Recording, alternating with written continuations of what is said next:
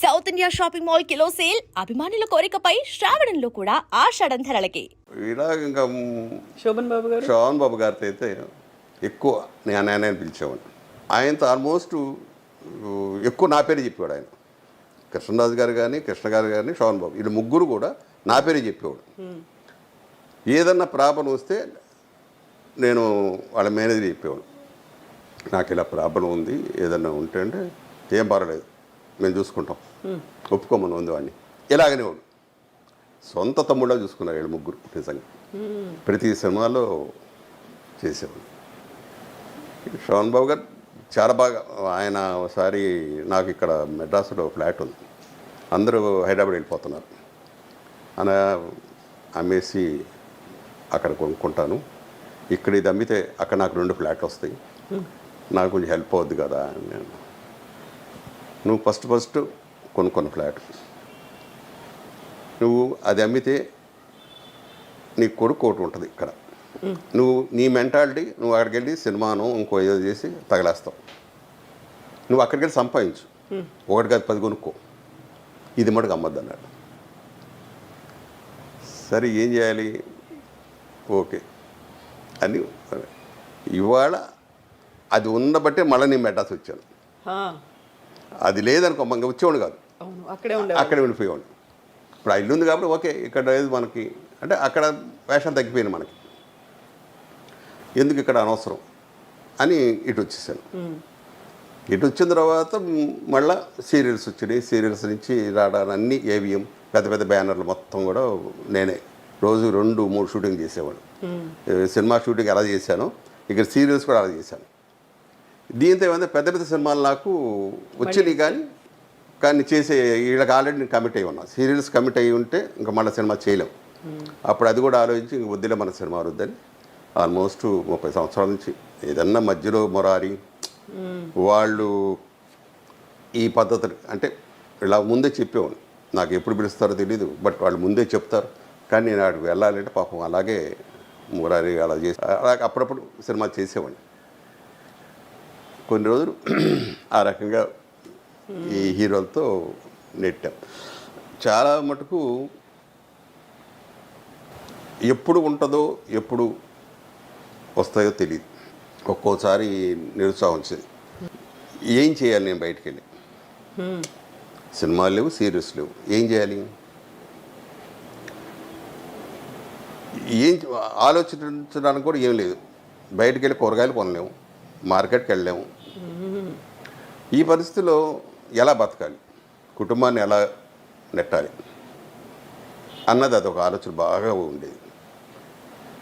సరే వచ్చిన దాన్ని మనం జాగ్రత్త చేసుకుంటూ ప్రతి రూపాయి చేసుకుంటూ ఇంకొకరి దగ్గర మనం చేసి ఆపకుండా ఉండాలి.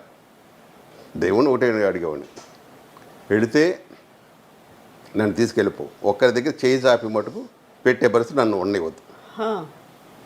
ఇంకా కోట్లు అడిగేవాడు కాదు, ఇళ్ళు అడిగేవాడు కాదు, ఇది ఒకటే ఆయన్ని కోరుకునేది. ఎప్పుడు దేవుడి గుడికి వెళ్ళినా ఇలా అడిగేవాడిని. దేవుడు అలాగే ఎవరి దగ్గర చేసి ఆపనివ్వకుండా నేను హ్యాపీగా వెళ్ళాడు. ఈ లోపల నా కొడుకు నా చేతికి వచ్చాడు. ఇక వాడు ఉండి ఒరే డాడీ ఇంకా వద్దు, ఎన్నాళ్ళు పడ్డారు, ఇంకా మీరు రిలాక్స్ అయిపోండి, ఒరే వస్తే చేస్తా, రాకపోతే మటుకు నేను ఎవరిని అడగను, ఇంట్లోనే ఉంటాను. సడన్గా ఒక రోజు అంటే మా వాడు డాడీ నాకు ఇప్పుడిప్పుడే ఆఫర్స్ వస్తున్నాయి, బిజినెస్ ఇప్పుడు డెవలప్ అవుతుంది, మీరుంటే నాకు సపోర్ట్ ఉంటుంది, పిల్లలు మీరు చూసుకుంటారు, నేను బిజినెస్ డెవలప్ చేసుకుంటాను. ఇంకా అప్పుడు మెంటల్గా డిసైడ్ అయిపోయాను, ఇంకా వద్దు సినిమా ప్రపంచం. వచ్చినాయి ఈ మధ్య చిన్న చిన్న గెస్ట్ వేషాలు, ఒకరోజు వేషాలు, తెలుగు వచ్చినాయి, చాలా వచ్చినాయి, చెప్పేసేవాడిని. అయిపోయింది, ఇంకా ఫుల్ స్టాప్ పెట్టేశానన్నారా? ఫుల్ స్టాప్ పెట్టేశాను ఆల్మోస్ట్. వద్దనుకున్నా. ఇప్పుడు నా ప్రపంచం పిల్లల ప్రపంచం, చాలా హ్యాపీగా. మనోడు మనవరాళ్ళు తాత తాత అని పిలుస్తూ ఉంటే తాతయ్య తాతయ్య అన్న పిలుపు ఉంటుంది చూసారా, సూపర్. సో టైం అంతా అలా గడిచిపోతుంది బాగా. వాళ్ళకి ఏం కావాలి, వాళ్ళకి ఏం టిఫిన్లు బాక్సులు ఇవ్వాలి, అది కూడా వాళ్ళకి ఏం పెట్టాలి, వాళ్ళు ముందే అడుగుతారు, అరే మీ ఏం కావాలరా మీకు అంటే వాళ్ళు ఏదేదో చెప్తారు. ఈ ఇప్పుడు లేటెస్ట్ ఇప్పుడు ఫాస్ట్ ఫుడ్లు వచ్చినాయి కదమ్మా, నూడిల్స్ పాస్తాలు. పాస్తా అవి మటుకు ఇవ్వను. తింటే ఇడ్లీ తిను, దోశ తిను, ఆ, పూరి తిను అని. మరి దానికి ఎందుకు మమ్మల్ని అడుగుతారు, అదే పెట్టండి అంటాడు. ఓకే. దాంతో అది టైం పాస్ బాగా మాకు. వాళ్ళతో పిల్లల్లా కలిసిపోయి. అసలు చాలా హ్యాపీగా ఉంది. ఇదేమ్మా ప్రపంచం. అప్పుడు మురళీమోహన్ నుండి ప్రసాద్ జయకృష్ణ ఒక సినిమా తీస్తున్నాడు, ఒక్కసారి జయకృష్ణ కరువు అన్నాడు. ఆ ఆఫీస్ ఎక్కడో ఏంటో నాది అంటే నేను వచ్చి చూపించాలా అన్నాడు జోక్గా. కాదన్నా నాకు తెలీదు వాళ్ళు ఎవరో ఏంటో అని. సరే నీకు అయ్యా అక్కర్లేదు కానీ వాళ్ళు వస్తారులే ఓకే అని. పొద్దునే మేనేజర్, సార్ జయకృష్ణ ఆఫీస్ అండి, మీరు ఒకసారి ఆఫీస్కి వస్తారని. సరే వెళితే అక్కడ బాపు గారు వెళ్ళగానే చొక్కా ఇప్పేమన్నా, దీంట్లో చొక్కా ఇప్పమంటాడు ఏంటి, ఎవరు వీళ్ళు అంటే ఆయన ఎవరు కూడా తెలియదు నాకు. బాపు గారు కూడా తెలియదు అంటే పేపర్ నాలెడ్జ్ లేదు, బయట ప్రపంచం తెలియదు. కాకుండా సినిమాలో కనిపించాలి చేయాలి అంతే. హీరో అయిపోవాలి ఓహో అని కాదు, సినిమాలో కనిపించాలి, ఇంత వేషం ఓకే కనిపించాలి అన్నదే మెయిన్. హీరో అవ్వాలనేది లేదు, అది లేదు. అబ్బి అంత ఇది మనకుందని నాకు తెలియదు. వద్దు అన్నదే, ఏదో వచ్చామా 4-5 వేషాలు వేసుకుని వెళ్ళిపోయాం అంతే. సరే తీయమని సార్ చొక్కా ఇప్పాను, నువ్వు పో అన్నాడు. ఏం చూసారు? చొక్కా ఇప్పమన్నాడు, ఇప్పాను, చూసాడు, పో అన్నాడు. యాక్టర్ కావాల్సింది డైలాగ్స్, డైలాగ్ చెప్పాలి, అసలు ఏ డైలాగ్ అన్నది అసలు అడగల.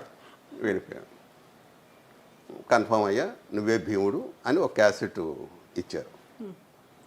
భీముడు అంటారు ఏమిటని అనుకున్నా. ఎవరో అసిస్టెంట్ డైరెక్టర్ని అడిగా, ఏంటయ్యా ఇది అంటే, పెద్ద వేషం ఇది కృష్ణరాజు గారు వేయాలనుకున్నారు, దీనికి ఒక పాట కూడా ఉంది అని నాకు భయం పట్టుకుంది. ఈ క్యాసెట్ ఏంటన్నా, ఇది కన్నడలో తీశారు, ఇది చూసామంటే నీకు ఒక ఐడియా వస్తుంది. సర్లే అన్నాను. అది చూడాల పక్కన పడేశాను. నాకేంటంటే ఒక అతను చేశాడు ఓకే, బ్రహ్మాండం చేసి ఉండొచ్చు, కానీ చూస్తే డెఫినెట్గా అతని టైపు కాపీ కొడతానా లేదు నేను చేసుకోవాలా కన్ఫ్యూజ్ అయిపోతాను. ప్రతిసారి కంపారిజన్ అనేది చూసుకుంటారు మీరు. అంతేకా మరి అన్నప్పుడు వద్దు అని మనసులో అనుకొని చూడాల. వీళ్ళు అడిగారు చూసావని. చూశానండి నేను. సరే బాగా చేసుకోవాలి. కృష్ణరాజు గారు అందరు మురళీమోహన్ అందరు ఒకరోజు 2 రోజులు అలాగ ఆ క్యారెక్టర్ ఎక్కడికి పోతే నాకు నాయన చాలా పెద్ద వేషం, మనం చాలా జాగ్రత్తగా చేసుకోవాలనుకున్నాం. పోటీ అప్పుడేంటి మాకు అందరు కుర్రోళ్ళతోనే పోటీ, వాడు ఎన్ని సినిమాలు చేస్తున్నాడు, వీడు ఎన్ని సినిమాలు చేస్తున్నాడు, మనం ఎందుకు తక్కువలో ఉన్నాం, మనం కూడా ఎక్కువ చేయాలి. ఇదే తప్ప యాక్టింగ్ ఇది కాదు, ముందు పోటీ అంతే. వాళ్ళలోంచి మనం గొప్పవాడు అయిపోవాలి. మన ఊరి పాండవుల్లో భీముడి క్యారెక్టర్ పెద్ద పేరు వచ్చింది. ఓవర్ నైట్ రిలీజ్ అయిన 2వ రోజే దగ్గర ఒక 30-40 సినిమాలు స్టిల్ ఇప్పటిదాకా కూడా అదే. తర్వాత నా క్యారెక్టర్ చాలా వేషాలు వేసాను, అన్నింటిలో మంచి పేరు, కానీ చెప్పుకోవడానికి మొదలు నాకు మనోహర్ పాండవలే చాలా మంచి పేరు వచ్చింది. అలాగా కృష్ణరాజు గారిది కృష్ణ గారితో అయిపోయింది. అది కాంపిటీషన్, అందరూ కొత్త వాళ్ళు, మిగతా వాళ్ళు ఉన్న కృష్ణరాజు గారు ఎలివేషన్ ఆల్రెడీ అప్పటికి తెలుసు ఆయన ఏంటి అనేది. పెద్ద ప్రొడ్యూసర్ కూడా కదా, గోపికృష్ణ బ్యానర్ వాళ్ళది. మరి అట్మాస్ఫియర్ ఎలా ఉండేది? అదేనమ్మా, అది చెప్తాను. పొద్దున రావడంతోనే ఆ డ్రెస్ చేసుకోవడం, మేకప్ లేవు, అవును, ఎండలు ఉంచుకోవడం. అప్పుడు నేను తెల్లగా బాగుండేవాడు, ఈ తెల్లగా ఉన్న వాళ్ళందరూ కూడా ఎండలు ఉంచుకునేవాడు. బాలు మహేంద్ర కెమెరామెన్ ఒక గంట నుంచి ఉంటాం ఆ డ్రెస్. ఇలా వాళ్ళ బాపు గారు వీళ్ళందరూ వచ్చేవాళ్ళు, యాక్ట్ చేస్తున్నాం. ఒకరోజు నాకు షూటింగ్ లేదు, నేను మామూలు ఫ్యాన్ షర్ట్ వేసుకొని జనాన్ని సత్తున్నా. జనం అప్పుడే అలవాటు పడిపోయారు, అప్పుడే అలవాటు పడిపోయారు బాగా. ఇంకా వాళ్ళందరినీ నెడుతున్నా, ఎవరు కుర్రోడు బాపు గారు అడిగారట, మన భీముడు కృష్ణరాజు మన భీముడు అండి ఏంటి ఇంత బాగున్నాడా అంటే భలేవాళ్ళే, అదే చాలా గొప్ప వేషం, అది ఆడికి అది మంచి పేరు వస్తుంది అది అని కృష్ణరాజు గారు అప్పుడే చెప్పారంట. ఆడొక్కడికే మంచి పేరు వస్తుంది అని చెప్పాను. తర్వాత నిజంగా అంత మంచి పేరు వచ్చింది, బాగానే చేసాం. ఇలాగా ఆల్మోస్ట్ అందరూ హీరో బాలయ్య గారు అని ఇంకా అక్కడి నుంచి సక్సెస్ ఫార్ములా అంటారే, ఆర్టిస్ట్గా ముద్రపడిపోయింది. అన్ని సినిమాలు చేసేవాడిని. కాకపోతే ఎక్కువ 40-50 సినిమాలు 40-50 రోజులు అడిగితే ఆడది తప్పించుకొని అది ఎంత పెద్ద హీరో వేసేది. ఇటు వచ్చేసేవాడిని. ఎక్కువ సినిమాలు చేయాలి, నంబర్లు అంతే. 40-50 రోజులు అడిగారంటే మోస్ట్ పవర్ఫుల్ రోలే అయ్యి ఉంటుంది మీకు. నేను అది ఫస్ట్ కొత్తలో అలాగే దెబ్బతిన్నాను. 40-50 రోజులు అడిగి మహా అంటే 4-5 రోజులు చేసేవాడు. మిగతా రోజులన్నీ అలా ఉండేది ఊరికే. అలా ఉండిపోయి చెప్పేవాడు కాదు, ఇదేదో మనకి అచ్చురాదు అని ఇటు వచ్చేసేవాడు. వాళ్ళు తర్వాత ఎవరన్నా కాదు ప్రసాద్ వెయ్యాలి అని ఎవరన్నా పట్టుబట్టి ఇచ్చేస్తే అప్పుడు చెప్పేవాడు. నా పరిస్థితి ఎన్ని రోజులు ఉన్నాయో చెప్పండి, కరెక్ట్గా అన్ని రోజులు నేను చేస్తాను. ఆ తర్వాత మెల్లిమెల్లిగా అందరూ జనానికి కూడా అలవాటు పడిపోయారు. ఉన్న రోజు చెప్పడం, అవి చేసుకోవడం. ఒకరోజు ఉన్నా చేసేవాడిని, గంట ఉన్నా చేసేవాడిని. అది కౌంటింగ్ రావాలి నాకు. అలాగా అందరి హీరోలతో చాలా బాగా చేసేవాడు. ఇలాగ ఇంకా శోభన్ బాబు గారితో అయితే ఎక్కువ నేను పిలిచేవాడిని. ఆయనతో ఆల్మోస్ట్ ఎక్కువ నా పేరు చెప్పేవాడు ఆయన.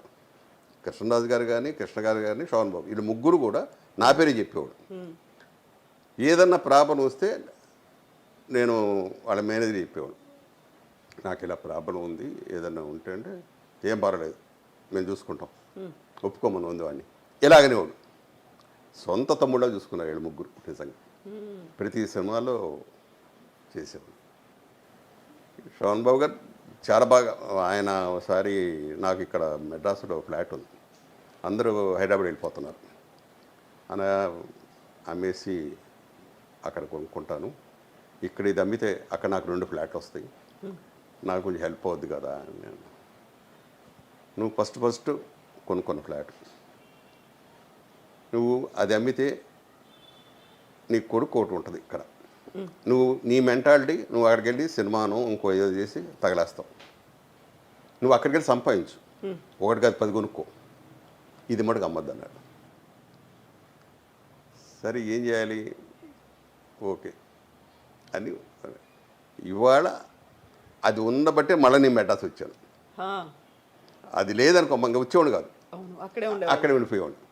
ఇప్పుడు ఆ ఇల్లు ఉంది కాబట్టి ఓకే, ఇక్కడ లేదు మనకి అంటే అక్కడ వేషం తగ్గిపోయింది మనకి, ఎందుకు ఇక్కడ అనవసరం అని ఇటు వచ్చేసాను. ఇటు వచ్చిన తర్వాత మళ్ళీ సీరియల్స్ వచ్చినాయి. సీరియల్స్ నుంచి రావడాన్ని ఏవిఎం పెద్ద పెద్ద బ్యానర్లు మొత్తం కూడా నేనే రోజు 2-3 షూటింగ్ చేసేవాడు. సినిమా షూటింగ్ ఎలా చేశాను, ఇక్కడ సీరియల్స్ కూడా అలా చేశాను. దీంతో ఏమైంది, పెద్ద పెద్ద సినిమాలు నాకు వచ్చినాయి కానీ చేసే వీళ్ళకి ఆల్రెడీ నేను కమిట్ అయ్యి ఉన్నా. సీరియల్స్ కమిట్ అయ్యి ఉంటే ఇంకా మళ్ళీ సినిమా చేయలేం. అప్పుడు అది కూడా ఆలోచించి ఇంక వద్దులే మన సినిమా వద్దని ఆల్మోస్ట్ 30 సంవత్సరాల నుంచి ఏదన్నా మధ్యలో మొరారి వాళ్ళు ఈ పద్ధతులు అంటే ఇలా ముందే చెప్పేవాడు. నాకు ఎప్పుడు పిలుస్తారో తెలీదు, బట్ వాళ్ళు ముందే చెప్తారు. కానీ నేను అక్కడికి వెళ్ళాలంటే పాపం అలాగే మురారి అలా చేసి అలాగే అప్పుడప్పుడు సినిమా చేసేవాడిని. కొన్ని రోజులు ఆ రకంగా ఈ హీరోలతో నెట్టాం. చాలా మటుకు ఎప్పుడు ఉంటుందో ఎప్పుడు వస్తాయో తెలియదు.